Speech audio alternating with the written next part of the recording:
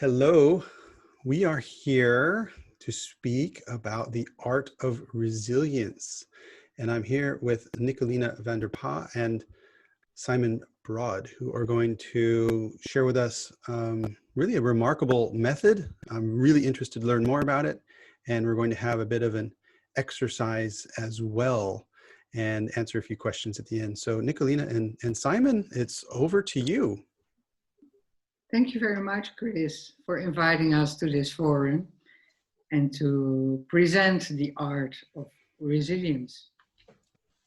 Important for entrepreneurs, and especially for startups, I think, because, resilience, to be resilient is learning by falling and standing up, of course, maintaining, keeping up your spirit so high that you can become stable in all times, because all entrepreneurs, but especially startups, are building up to achieve their goals. And to have a quick introduction of myself, I'm Nicoline van der Pa, living in Amsterdam and having a practice in manual and physical therapy for the last 30 years. And the last 20 years, I was a physical therapist. The last 10 years, I was doing the Feldenkrais Method, the method that we are going to speak about today. The first 20 years were really nice, but my specialty was the bones of your skeleton and all the problems that can happen there. So that means that I was reconnecting lost connections into the skeleton. And what was amazing is that between two treatments, nothing changed with the clients. They were coming back, maybe because I didn't treat them well, or it takes time to cure as well. But I had the idea that they were depending on the fact that I took full responsibility for their curing. And that began to annoy me after 15 years. So I was thinking, is there not something more than this to work into prevention so that you can reach much more people? And then in 2005, I met the Feldenkrais Method, which gave me a completely new approach. I did the education. It's a somatic education of 4 years. And then I started practicing, and I could learn my clients how to become fully responsible of their own well-being. Sounds strange in the beginning. How do you do that? And the how is the crux, because by slowly moving in a different approach, you become aware. So awareness is a very important key to become more conscious of your possibilities. That's an important thing. And I became so enthusiastic about the results, which we will talk about later, that it became a tremendous passion of me. And the last 10 years, I tried to professionalize that. And now I have a practice in which I'm only working as a Feldenkrais practitioner. So back to resilience. I think being resilient is having the power, the flexibility, the stability, but certainly the consciousness to thrive into your chosen endeavour. And for startups, it's very easy to fall down, and you have to fall down to learn from your experience, of course. But it's much more, it takes resilience to get up, to stand up and to see how you are doing that. You need to power up to stay stable in position in all times so that you can live up to your dreams and achieve your goals. And that's not always easy, of course. It takes practice to keep yourself in the best possible state of mind.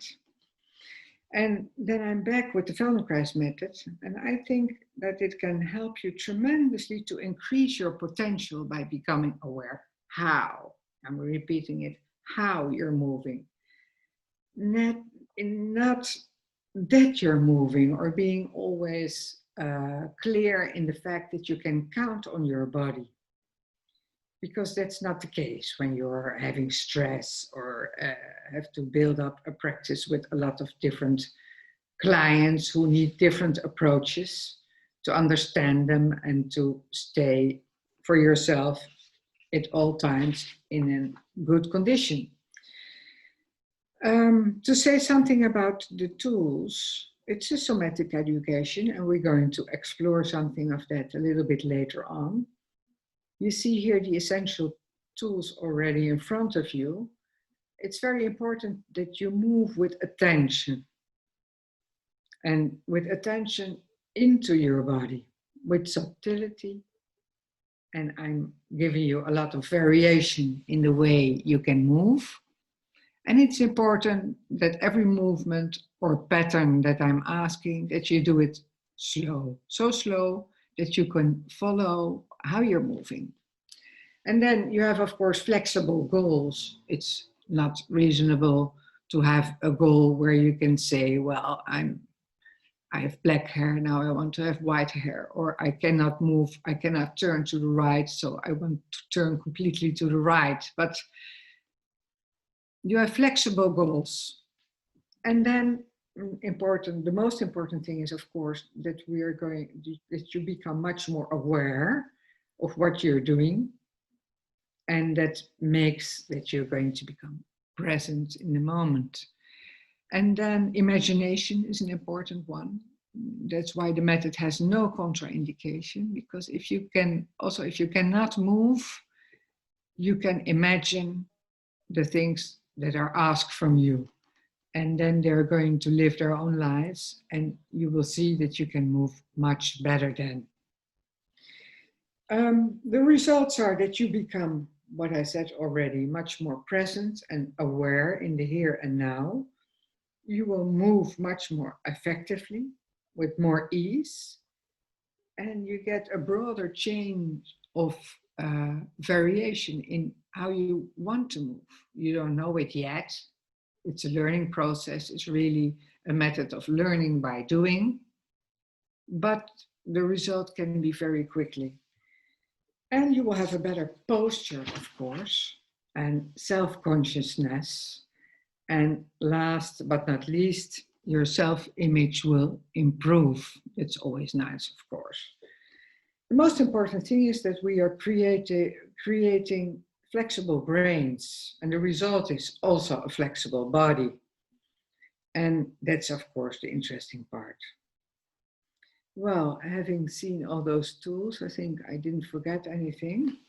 I would like to introduce Simon, who's going to share some experiences with the Feldenkrais method. And after that, we're going to do a short lesson.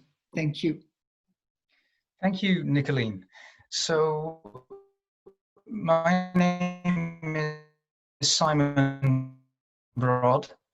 I've been a student of the Feldenkrais method for about a year, so some one-on-one sessions. So my background is I have many years experience in different kinds of business. I've been in different workplace situations, but typically in an office, sitting at a desk, working at a computer. And I experienced various kinds of aches and pains at different times at work because of sitting a lot throughout the day, because of being in stressful situations. And one of my intentions in taking up the Feldenkrais work was to try to address that and find a way to fix it. So what I've experienced is, indeed, my posture has improved. I'm better able to sit in a comfortable way and to maintain that comfort. And therefore, I have fewer aches and pains.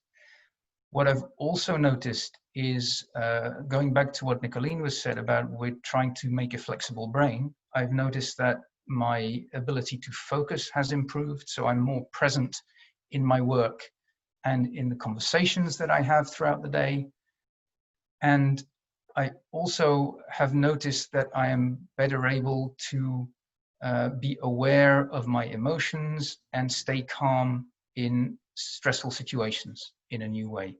So I have totally felt this improvement in about a year that I've been doing this method. I should add, it's a lot of fun to do. This is not a serious undertaking. This is a kind of gentle exploration of the freedom you have in your body. And it's a wonderful thing to experience and to realize how it stabilizes the mind as well. So I'm very much looking forward to this little exploration we're going to do now. Good. Nice. Thank you very much. Well, I would like to invite everybody, of course, to join in this little exploration. So don't lie back, but just sit on your stool without having something in your back, and maybe also not on your arms. You're putting your arms on your upper legs. You close your eyes and you feel how you're landing on your stool on two sitting bones. Because the first very important thing is in the method, sensing your bones. Talking about bones, sitting on a chair, see if you can tap your heel by just bringing up your right heel a little bit. The rest of your foot stays on the ground, to feel if you can sense your heel tapping on the ground. Just to have the idea, that's my bone that I'm feeling. And do the same on the left side, please. And maybe once left, once right, to feel the difference in sensation from within. If you feel also maybe your knee, or your pelvis, where you're sitting on. And leave that alone and take a moment to see what the condition is of your skeleton, although you don't have to make an impression directly from top to toe, just sitting.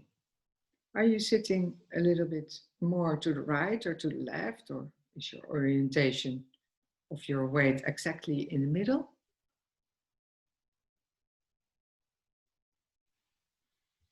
And is it possible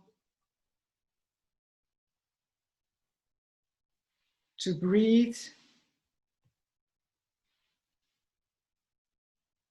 you breathe in through your nose, and you breathe out by, as we call it, forced expiration, as if you're blowing up a balloon in front of you. So breathe into your nose and breathe out by forced expiration. And every time that you're doing that, you try to bring, or you can imagine that you're bringing your air lower towards your pelvis, towards your sitting bones, and breathe out.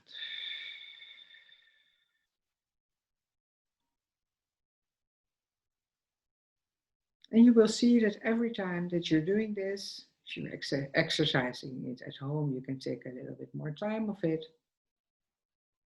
that it's becoming easier. And see if it's possible to go back to your pelvis, where you're sitting on.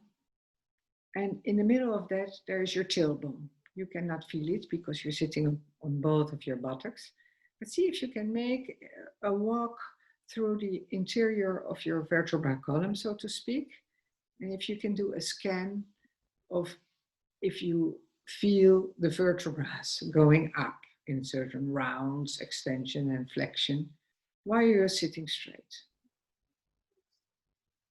And maybe you jump a few vertebrae that you don't feel, they're not in your image. Doesn't matter, just observe it till you are on the back of the head.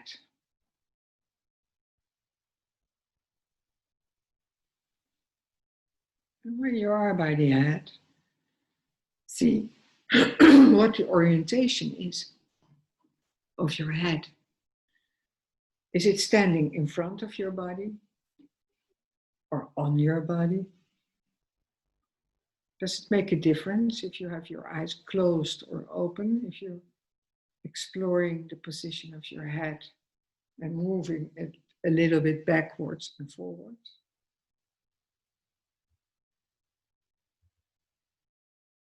How far can you go without making a real effort? Just the beginning of the movement. And if you move your head a little bit backwards, what happens in the lower back and in your pelvis? And feel your arms hanging on your upper legs. Let the breathing go and doing the tempo that you like. And then see if it's possible to bring your whole weight to your right buttock, to your right sitting bone. So you can move, of course, now with closed eyes as a tree to the right, but see if you can do the movement only with your pelvis. So your pelvis is moving, and of course the rest of your skeleton is following. That's one side. And the other side is bringing it back to the left sitting bone in the middle, very gently. Within your comfort zone. Don't see it as an exercise. See it as an exploration of how am I going to move my skeleton. Maybe you tilt your left, you're tilting your left pelvis off your stool and then bringing it back softly. Do that a few times and bring your attention to the lower back. What's happening there?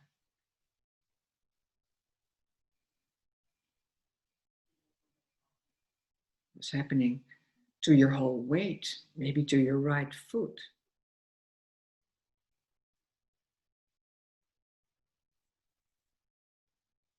And if you've done that 5, 6, 7, 8 times, you're coming back to the middle and feel as if there's a difference between the right and the left buttock where you're sitting on. Is one maybe a little bit more lighter or more aware, more present? And leave that alone and do the same to the left side. Your whole body is shifting, initiated by your pelvis, lifting. I would more say rolling. You don't need muscles to do this. And going back very gently to the middle. And do that a few times. Maybe you close your eyes and move as soft as comfortable. If something is painful, you do less. If you cannot reach something, it's okay. You're doing less. What's happening with your breathing while you're moving? Can you notice something?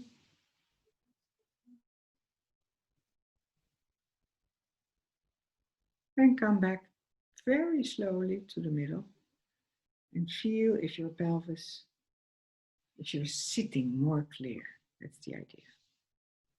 And then again, to explore how this bone, 2 bones where you're sitting on, is moving, you also can go sit in front and on the back side of these bones. Try to do it. So you're going up front, that means that your belly is going in the direction of your knees, and you're going to sit on the back side of your pelvis. Short movement, a short line, forwards, backwards. Rectangular on the movement that we just did with the 2 buttocks. And see if your lower back is invited to join in this movement, not only the pelvis, but it's again the pelvis who's initiating. And if you're doing this a few times, you might realize that you're moving your pelvis between the upper part of your body and your lower part, extremity, so to speak, your legs. Feel the function of your feet on the ground. Maybe they support this movement. And then let it go Take a rest for a moment. Hands on the back. Maybe you want to lean towards your stool. That's okay. And observe only your breathing. Where are you breathing? Are you breathing only in your chest, around the breast, or maybe even a little bit higher? Or if it's possible to bring your breath down in the direction of your pelvis.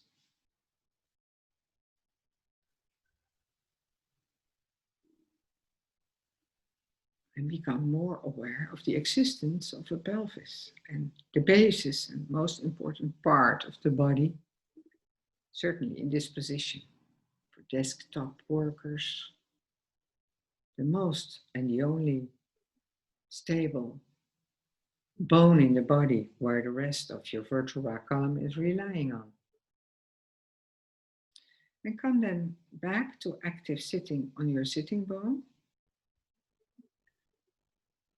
Imagine how your vertebral column is standing in line. And as a test movement, you're going to rotate with your whole self, sitting, staying, keep on sitting, to the right. And pinpoint a certain point with ease. Don't go to the max.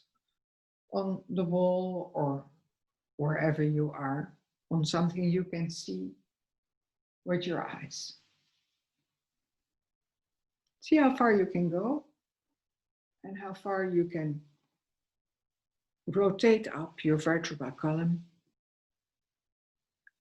As you invitate it, you started with your eyes. Your head is following and then the rest downwards. Do that a few times so that your brain knows what the possibilities are till now. Do the same to the left for a moment and pinpoint also a point on the wall to see how far you can come at ease. Huh? So never further than submaximal. And then you bring your hand, your right hand, above your eyes. Let your shoulder hang a little bit and see if you can do the same movement. Rotate to the right. Nice and easy. Just do it a few times. Come back and put your arm down. Take a rest. Arm is leaning on your upper leg. Close your eyes and ask yourself, what were my eyes doing when I was rotating to the right? Did they join? Or not at all? Or were you just doing what I was asking you to do and rotate to the right? See if you can repeat the same movement, but then your eyes are leading. So that means that you're going to look to the right and then your arm is following in rotation to the right. A few times. So the leading part are your eyes. And then automatically your head follows and your arm as well, because you glued that less or more on the above your eyes, like this.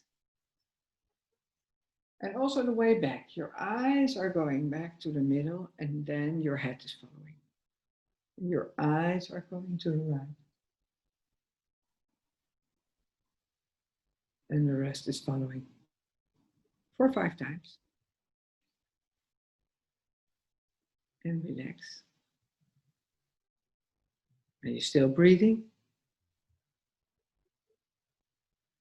Do you feel a difference in the position of your left or right shoulder?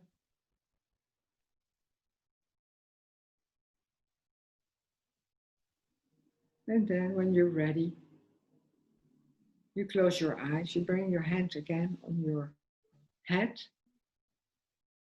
and you're only going to do, 1/6 of the movement to the right that you can do. Maybe till here. And there you stay. You keep your eyes closed, but you bring your eyes back to the left. So that means that your left eye is going to the outer corner of your left eye, and your right eye is going to the left corner of your right eye. And then on a horizontal line, if possible, going back to the position where you put your head in. And do that a few times. Maybe 10 times, but very easy, very slow. Then you also might have the perception that those two eyes are moving differently. One is always more easy than the other, and we don't know. If you're going to focus on it, you will realize that. And then bring everything back to the middle. Open your eyes and try as a test movement how it is to turn to the right now.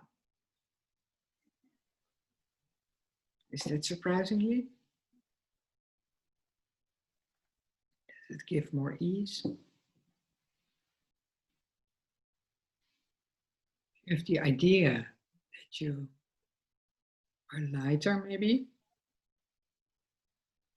And then I'm going to give you the last variation, and that is bring your hand again above your eyes. And you're just going to move maybe 1/4 of what you could do in turning to the right. And you keep your head there and your eyes as well, closed, but you bring your trunk back. So it means that your left shoulder is going to the left. Your right shoulder is also at least trying to bring it back to the center, to the middle, and your head stays 1/4 to the right of the possibilities you have. Do that 4 or 5 times, then bring everything back, the head down, and rest.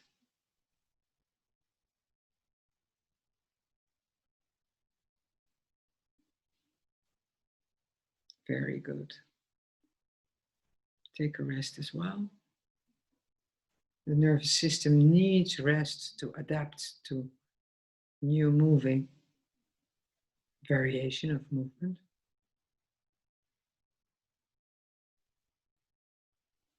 And then I have one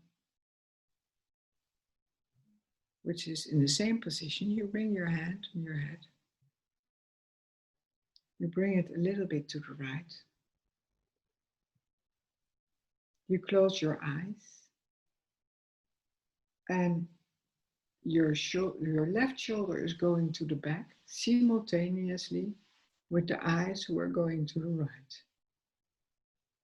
Your position of the head is already for a certain instant to the right, not that far.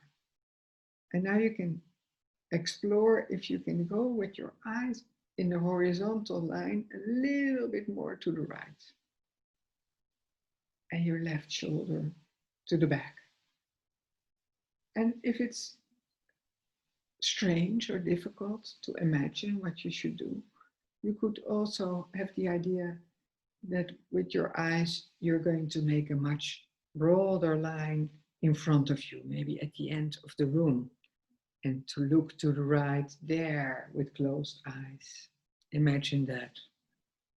And your shoulder, maybe 1 millimeter. It's not necessary to move tremendously. What I'm showing you now can be very small, but it's going in the other direction.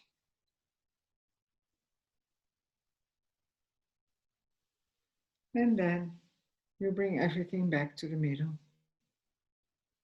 Bring your hand down and see quite spontaneously what happens if you're going to turn to the right now. As a test movement, how far can you go with ease?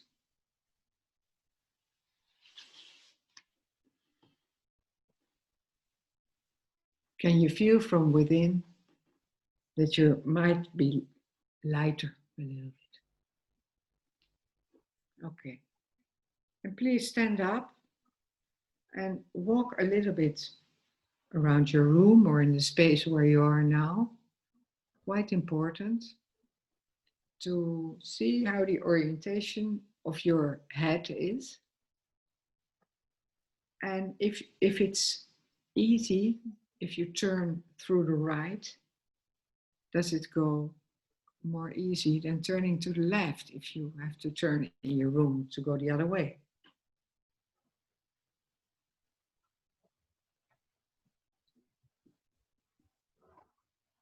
Well, it needs some time always to recuperate for the brain. Especially going to finish this lesson now, especially did it on one side so that the effect has much more impact.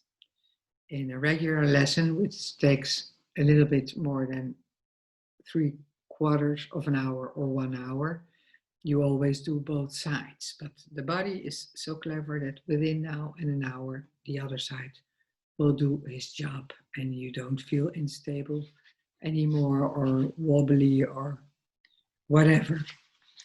So I would like to give the word to Simon to, if he's ready, of course, you have to take your time as well, to say something about what you experienced in this lesson. Thank you. Thank you, Nicoline. Very interesting. So I especially my right shoulder. So like my attention is much more that side than the other side. And when you asked us to explore how it feels to turn to the left or the right, I have a clear preference for my right side. Okay. And it's very fluid, so it feels very good. When you were walking, you mean preference for the right side in Yes. turning? Ah, yeah. Yeah. Yes. Good. Good. Well, nice. Other experiences before we're going to the Q&A? So I also feel a little bit taller.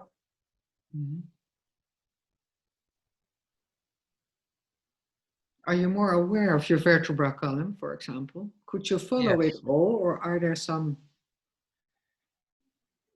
I can follow it, but not all parts are equally clear. Yeah. But I find every time we do this scan of the spinal column, it gets a little bit better. So that's always nice to be able to improve as you go along. Yeah. And I have to say, after an hour, if you would do the scan again, you will remark that there are vertebrae that you thought you didn't use, but during the lesson, they were invited to join, and they will. That's of course where the ease of movement afterwards is coming from. Huh? So, okay, very nice to hear. Thank you. I want to ask Chris if you have questions for the Q&A around the method or about practicing it or whatever. Well, I was doing that as well. I can see that Simon has more practice because I found myself opening my eyes to see, am I doing this right? So I was also sort of trying to discover if I was doing the right thing. I remember there's one moment when you had us do the first time to the right, and then you asked about the eyes, and what I realized, I was doing this completely not mindfully. I mean, I was just following instructions, and then when you had me do it again, it was fascinating to get more into my body as you asked more questions. Okay, nice. Yeah, and then if I answer the same question as far as do I feel my spine? I feel pain. Well, not pain. I feel tension, like in the upper spine. It's where maybe I was stretching a little bit too much, which is a nice feeling because I apparently I don't stretch that well as much. So fascinating. Thank you. I do have a question. This was about art of resilience, and you mentioned about how that can help people, particularly in startups. But what are sort of the typical customers or maybe typical complaints, I guess, if, who would benefit most from this practice? That benefits most, I have to say, it's wonderful to say that there's no contraindication to this method. So that means that everybody can join in depending on what they are looking for. That means that, yeah, I can explain it maybe the best by saying that Moshe Feldenkrais is saying we're thinking in possibilities, not in impossibilities. Most of the people are thinking, well, when I'm missing a leg, I cannot do a lot of things. That's not true. He cannot do it maybe perfectly coordinated, but there are a lot of new possibilities to learn the same things and to reach the same goals you want to reach. So he was saying, we make the impossible possible. So if you think that you cannot rotate or you cannot organize yourself, we can learn you how you can do that very well. From the impossible, he's going to possible. That's what I was saying. From possible to easy. That's, of course, the most of my clientele with complaints with vertebral columns. They still can function, but not optimal. And then Moshe Feldenkrais is saying, and from easy moving to elegant, who doesn't want that? And that's, of course, for the theater people, musicians. I had a lot of young students learning to combine while they are playing, being at ease with their skeleton, because otherwise they're not breathing, and not breathing you can hear while somebody is playing the violin or whatever, the cello. Musicians, theater, of course, what I was saying. But most of my clients come in, if I'm spreading it up, the first one, possible to easy, sporters. I had a lot of people who wanted to upgrade their tennis in competition and to work on this movement, their surface, or using their chest much more, and something was clicking or not working. Very interesting to work on that one, of course, and see that they leveled up. A lot of people who want to work on their stamina, who doesn't feel very well into themselves. And because you make better connections in the bone, it has a direct influence of on your ideas. All of a sudden you come home and think, oh, I had a problem. The solution is there all of a sudden, because also that connection is made in your brain. That's interesting. Insecurities, of course.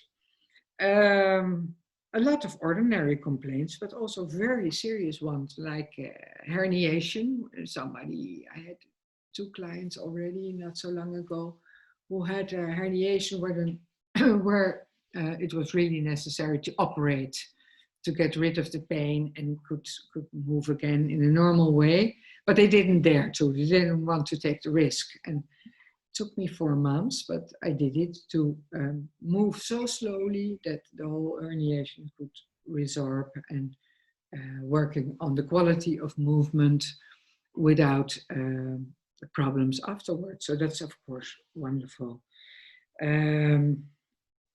Yeah, that's about it. If you have the idea, well, what's important to say, you ask what kind of clientele do you have? I'm giving lessons into groups, and that's really self-exploration. So I'm leading everybody through an hour, and Simon has experience with that, to have the possibility to explore how you're moving when I'm leading you through certain patterns of movement. That is an important goal, because you're doing it yourself. I think you can do both. It's going very quick when I'm doing the treatment. You're the one without gravity most of the times, lying on your back, on your belly, or sitting. And I'm taking over just a little bit of just trying to let you feel yourself, experience the weight of your bones. And then all of a sudden you think, oh, why do I'm not conscious of the fact that my shoulders are uptight or whatever, or why I'm looking to my screen like this with 6 kilos of head. It can be here very easily. I only have to bring my breastbone into my image, Mm. things like that. And that's not only aha-erlebnisse, but it's becoming aware of your possibilities. And then yeah, till the day you die, you can choose to change a little habit, learn that, not that difficult, with the one by one, as Simon told you already, get a very quick result in feeling resilient and having more possibilities to choose out of. So yeah, to come back to the subject, I think certainly for every entrepreneur, but especially for startups, it's a necessity to be stable in mind and body. And most of the time they're floating and being having a lot of stress to deal with. So I think the method could help them very much. Only a few minutes a week is already enough. Just being aware how you're standing up, how you organize regular life, how you move, and to see that you get new possibilities. Yeah, that's the crux. I've thoroughly enjoyed experiencing this and have been loving that your passion and your mastery for this really comes through. So thank you so much for sharing. I've worked for about 1.5 years with Simon, and I can also attest that, you know, he has that calm, grounded mindfulness about him. And now I understand more why, because as I've been maybe, you know, typing on my computer and getting stuff done, you know, he's been there kind of look at me with that knowing grin of like, it can be so much easier. And so now I understand better why. So thank you both for joining. Simon has put on the screen some contact details, but at incrediblemoves.nl is where you can get a hold of Nicoline's practice. And Simon, of course, is on LinkedIn. So thank you both so much for joining this, you know, international global innovation and creativity event, digitally and virtually. It's been really a pleasure having you here. Thank you very much, Chris. It was very nice doing it. Bye-bye. Thank you. Bye-bye. Bye.